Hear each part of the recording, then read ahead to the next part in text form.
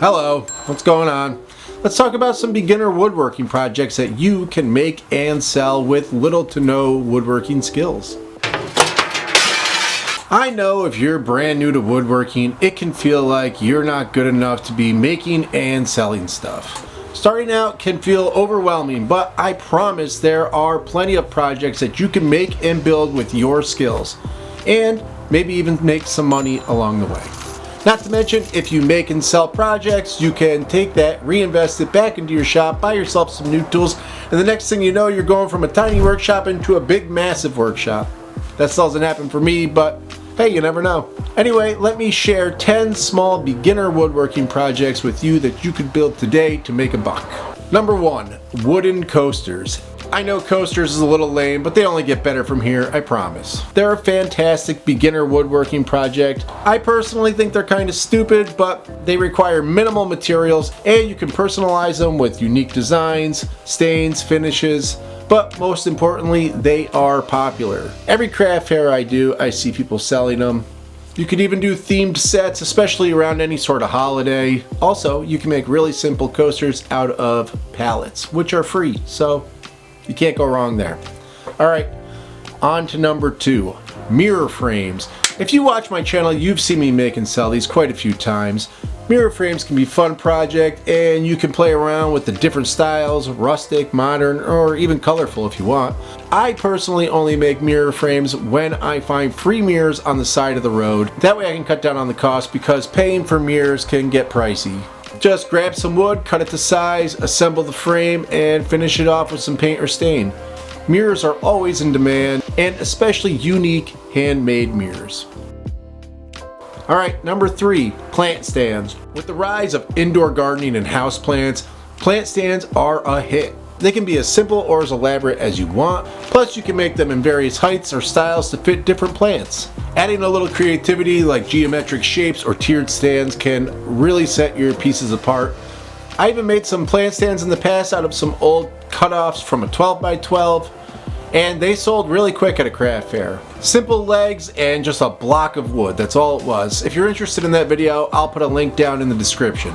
Alright, number 4, bookshelves. Bookshelves may seem like a bigger project, but there's very simple designs that you can start with. A basic bookshelf with just a few shelves can be created with minimal cuts and joints. Think about like modular designs or something that fits in corners. In our house there are a ton of books, and we have shelves everywhere with books on them, and I really like the look, and I think a lot of other people do too. They want to display the books that they've already read. I think there's a lot of nostalgia or comfort in books that we've read that we really enjoyed, so displaying them gives us a good feeling. So yeah, bookshelves. And not to mention they're basically just butt joints. You could do some corner shelves like you can see right there. I think these are very cool.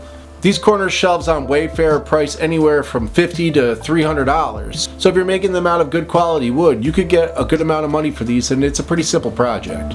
Alright, number 5, key holders. I don't know about you, but I lose my keys all the time.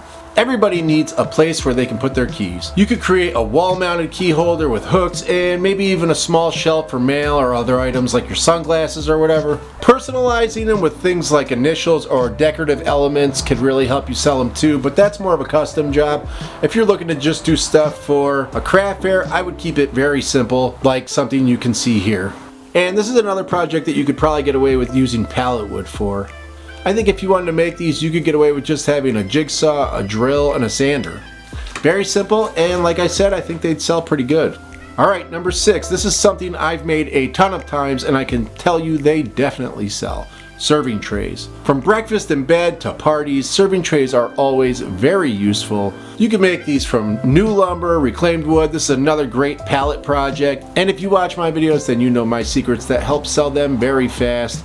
I'll put a link down in the description after this video is over. Go check those ones out. I've added some unique handles to the sides of these, like antique drawer pulls. I've even used doorknobs. Just something that helps grab people's eye and brings them into the booth is always helpful. Like always, custom painting or engraving can make them one of a kind, but I think this video is more about things that you could sell at a craft fair. Alright, on to number 7, candle holders. Candle holders can be intricate, but they can also be incredibly simple depending on your woodworking comfort level. You can create holders for tea lights, pillars, or even tapered candles. I've made and sold a lot of very simple candle holders like this one in the past. All you need is a 1-inch Forstner bit and a block of old wood, and it makes a great centerpiece on a long table. I've also made holiday-based candle holders, specifically Halloween, with my wife, and they sell extremely quickly. Experiment with some different shapes and different pieces of wood, and I think you could sell these pretty quick and easy. Alright, number 8, I think this one really helps pull people into your craft fair booth. Dog bowl stands. Pet owners are often looking for a way to elevate their dog's bowls so that their dog is a little bit more comfortable during mealtime. And if you're doing an outdoor craft fair and you put one of these out in front of your booth with some water in it, anybody who's going through the craft fair with their dog is going to stop at that and let their dog get a drink, and then they're going to look through all of your stuff. It works every time, and it's a really great way to attract people into your booth. The more eyes you can bring into your booth, the more sales you're going to get. Alright, number 9, phone stands. A lot of people make these and sell them, but a wooden phone stand is actually a really practical item. It's incredibly simple to make, and people love to have these if they're watching or reading something on their phone. A lot of nights when I can't sleep and my wife passes out and I want to turn the TV off, but I'm still not done watching my show, I'll use one of these stands next to me on my nightstand so I can just watch something quietly on my phone. Cut a little hole in the bottom of it or separate your pieces of wood like you can see here, and you can run your charging cable right out and plug in your phone and have it charging while you're watching something. And last but not least, these weird hanging shelves.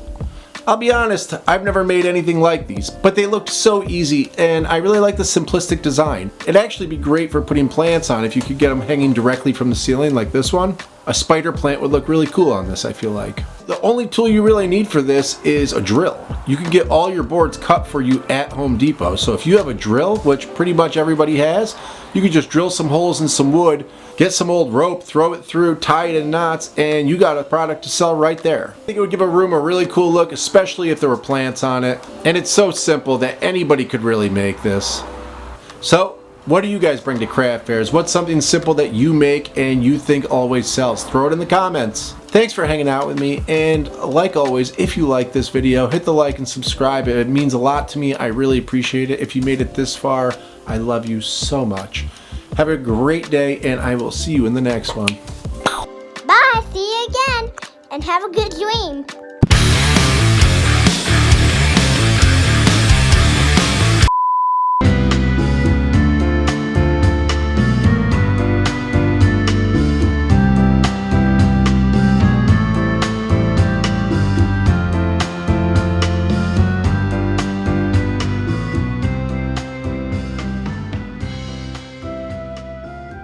Bye, see you again, and have a good dream.